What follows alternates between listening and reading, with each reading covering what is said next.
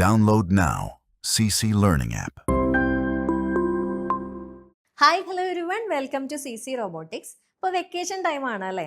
കുട്ടികൾക്ക് എൻ്റർടൈൻമെൻറ്റ് വേണം, പക്ഷെ അതോടൊപ്പം തന്നെ അവരുടെ problem solving skills, critical thinking ഇതൊക്കെ ഇമ്പ്രൂവ് ചെയ്യാൻ പറ്റുന്ന എന്തെങ്കിലുമൊക്കെ ആക്ടിവിറ്റീസും കൂടെ, അങ്ങനത്തെ ആക്ടിവിറ്റീസിൽ അവർ ഇൻവോൾവ് ചെയ്യിപ്പിക്കുന്നതും വളരെ നല്ലതായിരിക്കും.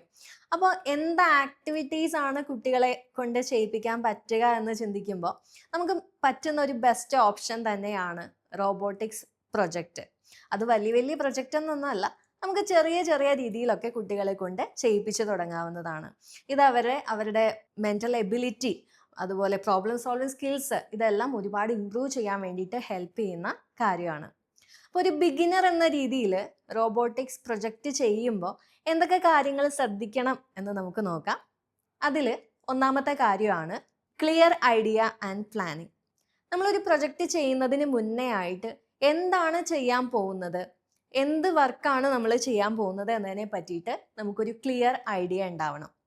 അതുപോലെ എന്തൊക്കെ കാര്യങ്ങളാണ് നമുക്കതിൽ ഇൻക്ലൂഡ് ചെയ്യേണ്ടത്, എന്ത് ഔട്ടാണ് നമുക്ക് അതിൽ നിന്ന് നമ്മൾ എക്സ്പെക്റ്റ് ചെയ്യുന്നത്, ഇതെല്ലാം ഫസ്റ്റ് ഒരു ക്ലിയർ ഐഡിയ ഉണ്ടാക്കിയതിന് ശേഷം വേണം നമ്മൾ ആ ഒരു പ്രൊജക്റ്റ് സ്റ്റാർട്ട് ചെയ്യാൻ വേണ്ടിയിട്ട്. ഇനി അതല്ല, നമ്മളൊരു ഐഡിയ ഇല്ലാതെ നമുക്ക് കിട്ടുന്നത് വെച്ച് അങ്ങ് സ്റ്റാർട്ട് ചെയ്ത് മുന്നോട്ട് പോവാം എന്ന് വിചാരിച്ച് തുടങ്ങിക്കഴിഞ്ഞാൽ നമുക്ക് കൺഫ്യൂഷൻ ഉണ്ടാക്കും. സോ സ്റ്റാർട്ട് ചെയ്യുന്നതിന് മുന്നേ ആയിട്ട് ഒരു ക്ലിയർ ഐഡിയ ആൻഡ് പ്ലാനിങ് ഉണ്ടായിരിക്കുക എന്നുള്ളത് വളരെ ഇമ്പോർട്ടൻ്റ് ആണ്. രണ്ടാമത്തത് റൈറ്റ് കമ്പോണൻസ് തിരഞ്ഞെടുക്കുക. നമ്മൾ യൂസ് ചെയ്യാൻ പോകുന്ന സെൻസേഴ്സ്, കൺട്രോളേഴ്സ് ഇതെല്ലാം ഏതൊക്കെ വേണം എന്നുള്ളത് നമ്മൾ കൃത്യമായിട്ട് മനസ്സിലാക്കുക. റൈറ്റ് കമ്പോണൻസ് തിരഞ്ഞെടുക്കുക.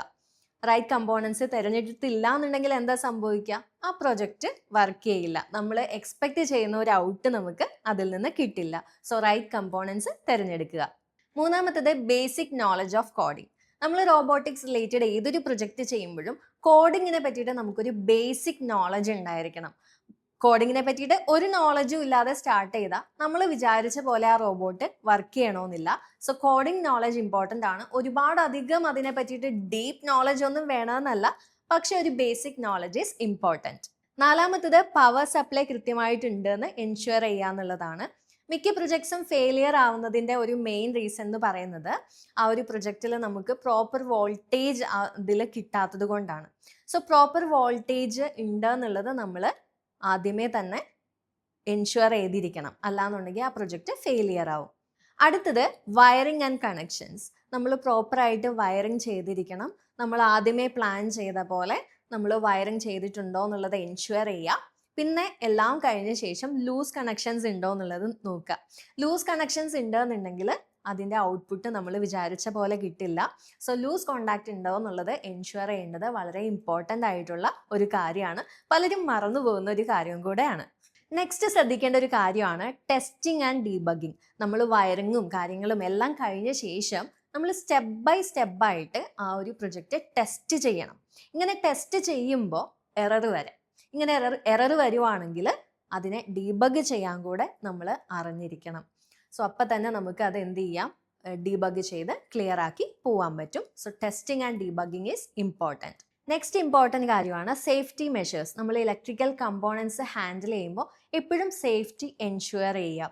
ഷോർട്ട് സർക്യൂട്ട് പോലുള്ള കാര്യങ്ങൾ വരുന്നില്ല എന്ന് നമ്മൾ ഉറപ്പാക്കണം. അപ്പോൾ ഒരു റോബോട്ടിക്സ് പ്രൊജക്റ്റ് ചെയ്യാൻ തുടങ്ങുന്നതിന് മുന്നേ നമ്മൾ ശ്രദ്ധിക്കേണ്ട കുറച്ച് കാര്യങ്ങളാണ് ഇന്നത്തെ വീഡിയോയിൽ പറഞ്ഞത്.